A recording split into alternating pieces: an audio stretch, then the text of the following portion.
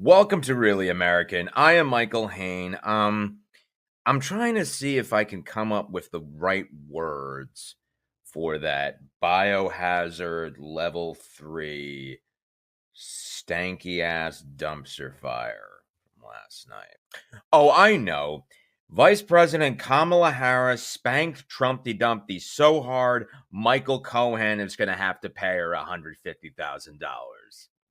I think Kamala Harris needs to open up a bait and tackle shop because boy, did she ever so bait Trumpy Dumpty. That brings us to this one of the weirdest, most unhinged, unfathomable, breathtakingly, phenomenally stupid conspiracy theories to ever come from Trump. And believe me, that's some tough pickings there. It's like trying to find a needle in a haystack when you want to find the stupidest conspiracy theory. But the idea that migrants, what was it? Was it Haitian migrants are eating dogs and cats in Springfield, Illinois. That didn't take the cake. That took the bakery. By the way, I actually interviewed my dog regarding this pressing matter that is clearly on the minds of millions and millions of Americans, and here's what she had to say. What do you think about those Haitian immigrants? Do you think they're going to come and have you for lunch? You think it's bullshit too? Yeah. You think your poop is more coherent and smarter than Trump and more eligible to be president? Yes. I'll take that melon as a yes. By the way, I have it on scientific authority that my dog's feces are in fact smarter and more presidential than Trump, but I'm sure you already knew that. Top surrogate for Kamala Harris, Pete Buttigieg. He is a verbal gymnast, as you know, and he has been an incredible asset to the Harris campaign, and I'm sure eventually it'll be his time. And much like us, he was watching this in horror and dismay. I mean, like, whenever Trumpy Dumpty was on screen, you just, like, had to be like this, you know? Like, I reverted back to, like, when I was a kid and I was watching Nightmare on Elm Street because, you know, you're just, how is this happening? How is this real? And incredibly enough, actually the moderator fact-checked him in real time. They finally realized, the media, that you can do that. You can fact-check this lying fascist sweaty pig. You're allowed to do that as a member of the media. Anyway, Mayor Pete had some early predictions and proved to be quite prescient. And he actually, immediately before the debate, he went on to discuss what it's going to be like for Kamala Harris. So let's take a look at that. She is a very focused and disciplined leader, but it will take almost superhuman focus and discipline to deal with Donald Trump in a debate. It's no ordinary proposition. Not because Donald Trump is a master of explaining policy ideas and how they're going to make people better off. It's because he's a master of taking any form or format that is on television and turning it into a show that is all about him. But the less we're talking about him and the more we're talking about you, the better it's going to be for the vice president, because she has laid out an agenda.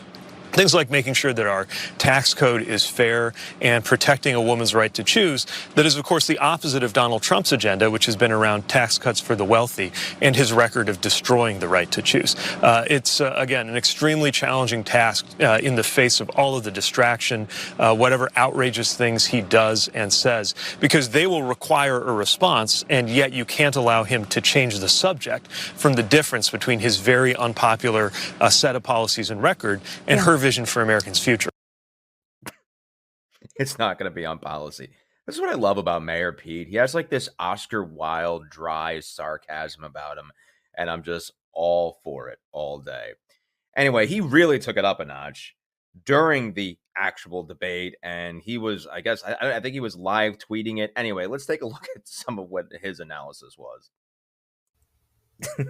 He begins with, "She's right. Crime in America went down after Donald Trump was defeated." She's right. Trump lost manufacturing jobs. It's part of why the United Auto Workers are for Harris, burning him there. And as if we needed any more further evidence that he would sooner walk on the corpses of his supporters than actually freaking help them out. All night, he talked about himself and about her.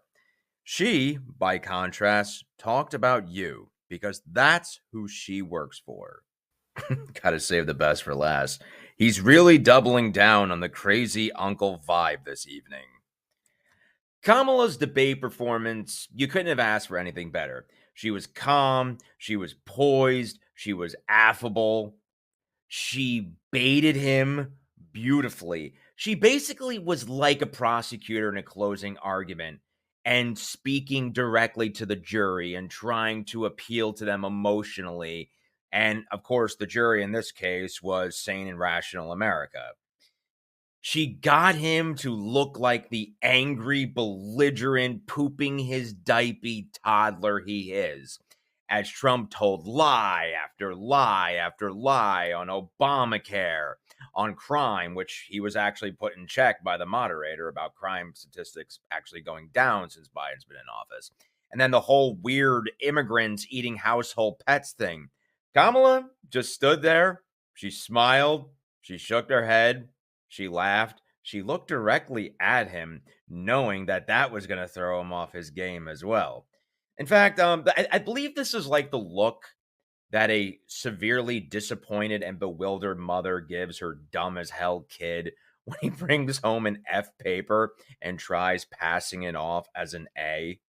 It's like the look that a mother gives her kid when instead of eating his breakfast, he eats paste instead.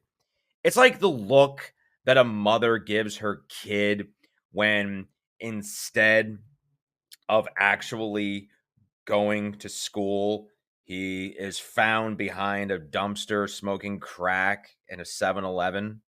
But I think the greatest moment and what stood out the most is when Trumpy Dumpty was going on one of his like bizarre Hannibal Lecter like tangents. I don't know if it was about immigrants eating pets. Who even knows? Who can keep up with that shit show? But the greatest response was when Kamala said, like, we have real issues.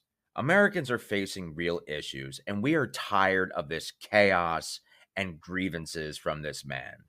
And when she also said, we knew all he was going to do was lie, and look what he's doing. He's lying.